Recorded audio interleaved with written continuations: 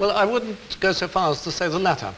I think there has been very, very little political expression for some 6-7 years now. Therefore, the lid's been taken off a little.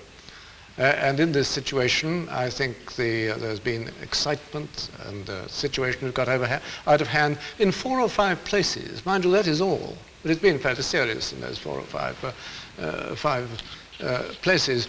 Undoubtedly, there have been hooligans roaming around, as they do in this kind of situation, as I say, setting alight the property, stoning Africans and Asians, and generally behaving as we know that bands of young people can behave in a situation where the police lose control temporarily.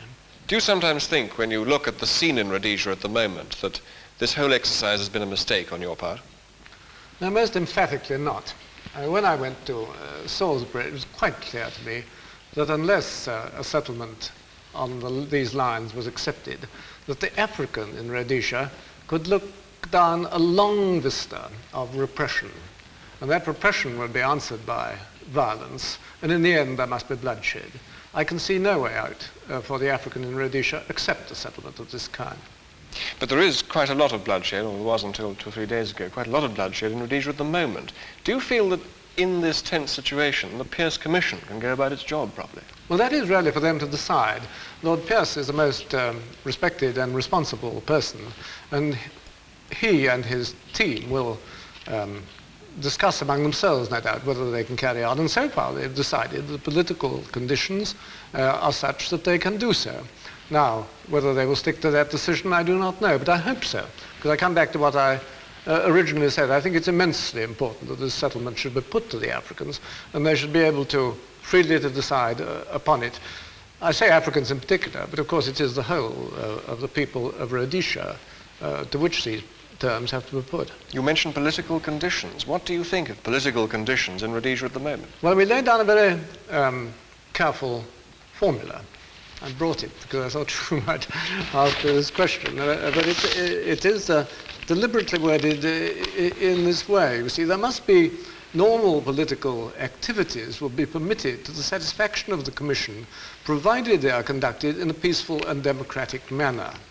Now, this means that the Commission have to decide whether there's sufficient political activity for them to carry on their work. So far, they have decided they can do so.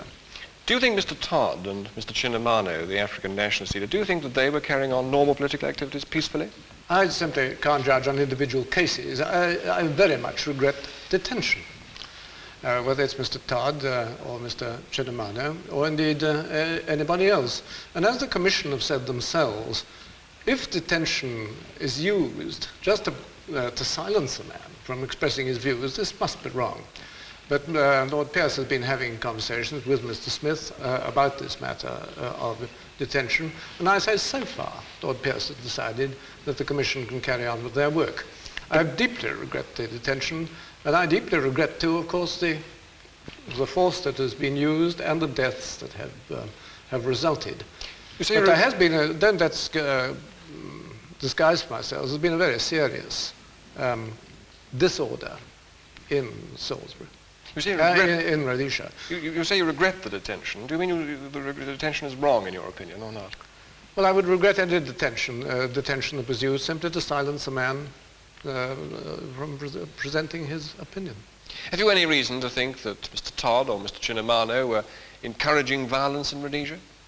No, I have no reason to think this, but then I'm not in a position to judge. Lord Pearce must judge this. You did send Mr. Mansfield out there to find out, didn't you? Well, I sent Mr. Mansfield out to report on the general situation, and he has sent me a report back on the violence that has been taking place and on the detentions. But I've had no reasons yet given to me for Mr. Todd's detention. To put it bluntly, I mean, are you going to make an issue of this with Mr. Smith, or are you doing it? If nothing more happens on Mr. Smith's side, you're just going to let the thing carry on? Well, I've made an issue with Mr. Smith about it and told him what I feel about it exactly. It must be, I think, for Lord Pearce to decide, in the light of what Mr. Smith tells him, whether the Commission can carry on and whether the political conditions are such in which they can continue their work.